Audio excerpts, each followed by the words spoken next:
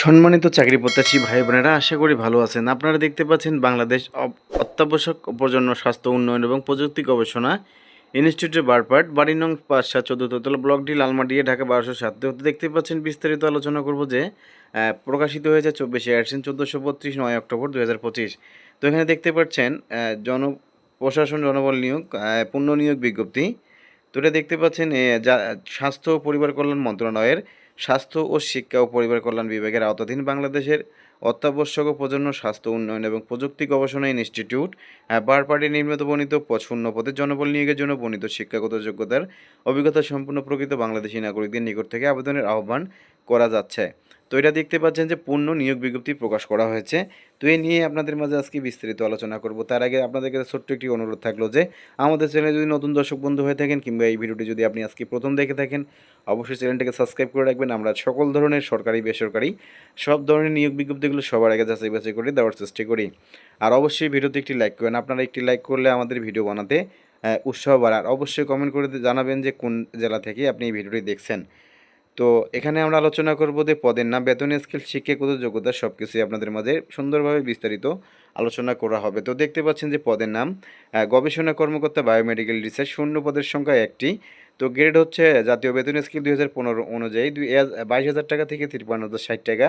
এখানে বয়স দেখতে পাচ্ছেন ২৪ থেকে ৩২ বছর। যোগ্যতা লাগবে যে MBBS degree, public health, population সায়েন্সের ডিপ্লোমা, ন্যাশনাল ন্যূনতম দ্বিতীয় শ্রেণীর স্নাতক ডিগ্রি ডিগ্রি অতিরিক্ত যোগ্যতা হিসেবে বিবেচিত হবে। প্রাতিষ্ঠানিক স্বাস্থ্য সম্পর্কিত গবেষণা, প্রশিক্ষণ পরিচালনার সমন্বয় প্রকল্প প্রস্তুত, ডাটা বিশ্লেষণ, রিপোর্ট রাইটিং সহ সংশ্লিষ্ট বিষয় অভিজ্ঞতা অগ্রাধিকার হিসেবে বিবেচিত হবে। কম্পিউটার জ্ঞান আবশ্যক, MS word, PowerPoint, programming এ দক্ষতা থাকতে হবে।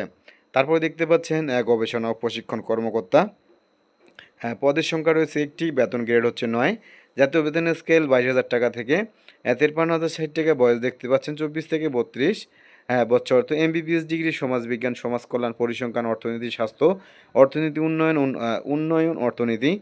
তো দেখতে পাচ্ছেন যে এখানে ন্যূনতম দ্বিতীয় শ্রেণীর স্নাতকোত্তর ডিগ্রি, ন্যূনতম সিজিপি 3 থাকতে হবে। তো দেখতে পাচ্ছেন ডিগ্রি অতিরিক্ত যোগ্যতা হিসেবে বিবেচিত হবে। প্রাতিষ্ঠানিক স্বাস্থ্য সম্পর্কিত গবেষণা, প্রশিক্ষণ পরিচালনা গবেষণা, প্রশিক্ষণ সমন্বয়, প্রশিক্ষণ ব্যবস্থাপনা প্রকল্প প্রস্তুত, ডাটা বিশ্লেষণ, রিপোর্ট রাইটিং সহ সংশ্লিষ্ট বিষয় অভিজ্ঞতা অগ্রাধিকার হিসেবে বিবেচিত হবে। কম্পিউটার জ্ঞান আবশ্যক, MS word, PowerPoint, programming দক্ষতা থাকতে হবে।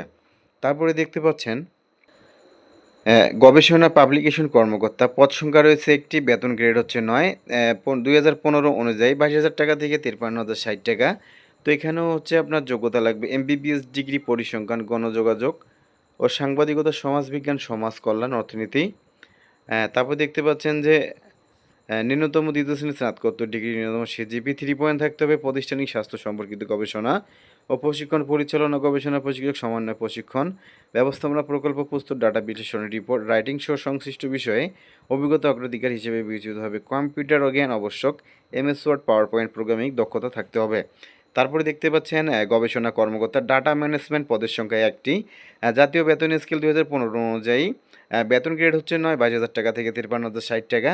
বয়স দেখতে পাচ্ছেন ২৪ থেকে ৩২ বছর। এখানেও হচ্ছে যোগ্যতা লাগবে এমবিবিএস ডিগ্রি, পরিসংখ্যান, অর্থনীতি, কম্পিউটার সায়েন্স, সমাজবিজ্ঞান, সমাজ কল্যাণ, public health, population science, demography, নেশন তে দ্বিতীয় শ্রেণীর স্নাতকোত্তর ডিগ্রি, ন্যূনতম সিজিপি 3 থাকতে হবে।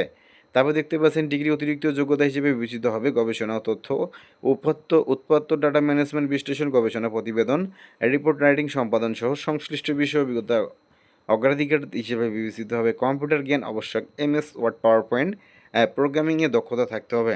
তারপরে দেখতে পাচ্ছেন প্রশাসনিক কর্মকর্তা, পদের সংখ্যা রয়েছে একটি, জাতীয় বেতন স্কেল ২০১৫ অনুযায়ী গ্রেড হচ্ছে ৯, ২২,০০০ টাকা থেকে ৫৩,০৬০ টাকা। বয়স দেখতে পাচ্ছেন ২৪ থেকে ৩২ বছর। যে কোনো বিষয়ে স্নাতকোত্তর ডিগ্রি, এমবিবিএস ডিগ্রিতে ন্যূনতম সিজিপি 3 থাকতে হবে। মানব সম্পদ ব্যবস্থাপনা, পরিবার পরিকল্পনা উন্নয়ন, প্রশাসনিক কৌশল প্রণয়নের, প্রশাসন পরিচালনায় অভিজ্ঞতা অগ্রাধিকার হিসেবে বিবেচিত হবে। কম্পিউটার জ্ঞান আবশ্যক। তো হিসাবরক্ষক কর্মকর্তা, এখানে পদ সংখ্যা রয়েছে একটি, বেতন গ্রেড হচ্ছে ৯, জাতীয় বেতন স্কেল ২০১৫ অনুযায়ী ২২,০০০ টাকা থেকে ৫৩,০৬০ টাকা। বয়স দেখতে পাচ্ছেন ২৪ থেকে ৩২ বছর। হিসাব বিজ্ঞান, ব্যবস্থাপনা, মার্কেটিং, ফাইন্যান্স অ্যান্ড ব্যাংকিং, অর্থনীতি, পরিসংখ্যান বিষয় দ্বিতীয় শ্রেণীর স্নাতকোত্তর বিষয় অভিজ্ঞতা অগ্রাধিকার হিসেবে বিবেচিত হবে। কম্পিউটার জ্ঞান আবশ্যক, MS word, PowerPoint, Excel ইত্যাদি বিষয়ে দক্ষতা থাকতে হবে। গাড়ি চালক শূন্য পদের সংখ্যা 2টি, গ্রেড 16, জাতীয় বেতন স্কেল 2015 অনুযায়ী 9,300 টাকা থেকে 22,490 টাকা। বয়স দেখতে পাচ্ছেন 21 থেকে 32 বছর, অষ্টম শ্রেণী উত্তীর্ণ, হালকা মাধ্যম পর্যায়ে, গাড়ি চালানোর বৈধ পেশাদার লাইসেন্স সহ গাড়ি চালনায় 2 বছরের বাস্তব অভিজ্ঞতা থাকতে হবে।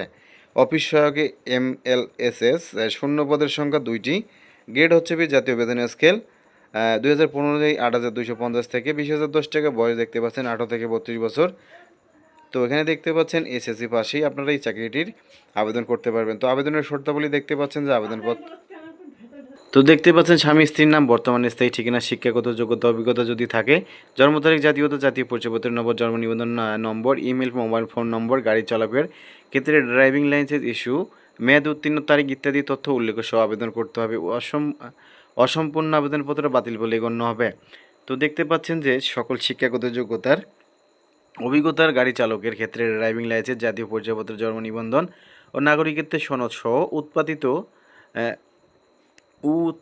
অন্যান্য সকল প্রমাণপত্রের সত্যায়িত কপি, আবেদনকারী পাসপোর্ট সাইজের 2 কপি সত্যায়িত রঙিন ছবি এবং প্রযোজ্য ক্ষেত্রে শুধুমাত্র গবেষণা শিরোনামের তালিকা সত্যায়িত ফটোকপি আবেদনপত্রের সাথে সংযুক্ত করতে হবে। খামের উপর পদের নাম স্পষ্ট করে লিখতে হবে। একজন প্রার্থী শুধুমাত্র একটি পদের জন্য আবেদন করতে পারবেন।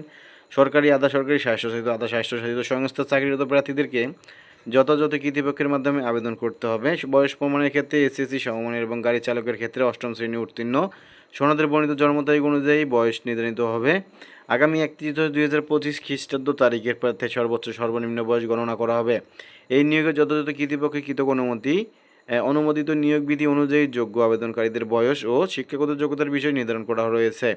বয়স প্রমাণের ক্ষেত্রে কোনো অ্যাফিডেভিট গ্রহণযোগ্য নয়। মৌখিক পরীক্ষার সময় আবেদনপত্রের সাথে জমাকৃত প্রমাণপত্র সহ সকল সনদের এবং প্রযোজ্য ক্ষেত্রে স্বীকৃত জার্নালে প্রকাশিত গবেষণা প্রকাশনায় প্রশিক্ষণ সনদ, অভিজ্ঞতা সনদের মূল কপি উপস্থাপন দাখিল করতে হবে। আবেদনপত্র বরাবর পরিচালকের বাংলাদেশ অত্যাবশ্যক ও প্রজন্ম স্বাস্থ্য উন্নয়ন এবং প্রযুক্তি গবেষণা ইনস্টিটিউটের আবেদনপত্র বরাবর বারপাট, বাড়ি নং 4th তলা, ব্লক ডি, লালমাটিয়া, ঢাকা 1200 সাথে এই ঠিকানায় আগামী 31/10/2025 খ্রিস্টাব্দ তারিখে অফিস চলাকালীন সময়ের মধ্যে ডাকযোগে কুরিয়ার সার্ভিসের মাধ্যমে অবশ্যই পৌঁছাতে হবে। সরাসরি অথবা নির্ধারিত তারিখের পর কোনো আবেদনপত্র গ্রহণ করা হবে না। ত্রুটিপূর্ণ, অসংযমপূর্ণ আবেদনপত্র কোনো প্রকার কারণ দর্শানো ব্যক্তিকেই বাতিল বলে গণ্য হবে। পূর্বে যারা আবেদন করেছেন তাদের পুনরায় আবেদন করার প্রয়োজন নেই। প্রার্থীকে লিখিত, মৌখিক এবং প্রযোজ্য ক্ষেত্রে ব্যবহারিক পরীক্ষায় অংশগ্রহণ করতে হবে। লিখিত, মৌখিক, ব্যবহারিক পরীক্ষায় অংশগ্রহণের জন্য কোনো প্রকার টিএডিএ প্রদান করা হবে না। কেবলমাত্র লিখিত পরীক্ষায়, মৌখিক ও প্রযোজ্য ক্ষেত্রে ব্যবহারিক পরীক্ষায় উত্তীর্ণ প্রার্থীদের মধ্যে থেকে প্রচলিত বিধিবিধান অনুসরণপূর্বক মেধার ক্রমানুসারে যোগ্য প্রার্থীদের চূড়ান্ত নিয়োগের জন্য সুপারিশ করা হবে। অনিবার্য কারণে নিয়োগ প্রক্রিয়া স্থগিত, বাতিল, প্রত্যাহার, সংশোধনী নিয়োগ বিজ্ঞপ্তিতে উল্লেখিত পদের সংখ্যা প্রয়োজনে হ্রাস বৃদ্ধি সহ নিয়োগ সংক্রান্ত সকল সিদ্ধান্ত গ্রহণের সম্পূর্ণ ক্ষমতা কর্তৃপক্ষ সংরক্ষণ করেন। এই নিয়োগ বিজ্ঞপ্তি প্রকাশে যত কর্তৃপক্ষের অনুমোদন রয়েছে।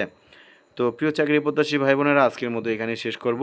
তো আপনাদের কাছে একটি রিকোয়েস্ট থাকলো যে আমাদের এই ছোট্ট চ্যানেলটি যদি আপনি প্রথমে এসে থাকেন, এই ভিডিওটি আপনার প্রোফাইলে প্রথম দেখে থাকেন, অবশ্যই আমাদের চ্যানেলটাকে সাবস্ক্রাইব করে রাখবেন। আমরা সকল ধরনের সরকারি বেসরকারি নিয়োগ বিজ্ঞপ্তিগুলো সবার আগে দেওয়ার চেষ্টা করি। তো আজকের মধ্যে এখানে শেষ করবো। ভালো থাকবেন, সুস্থ থাকবেন। আর বলে রাখি, ভিডিওটি ভালো লাগলে অবশ্যই একটি লাইক করে দেবেন। আর কোথা থেকে ভিডিওটি দেখছেন অবশ্যই কমেন্টে জানিয়ে দেবেন। ধন্যবাদ, ভালো থাকবেন।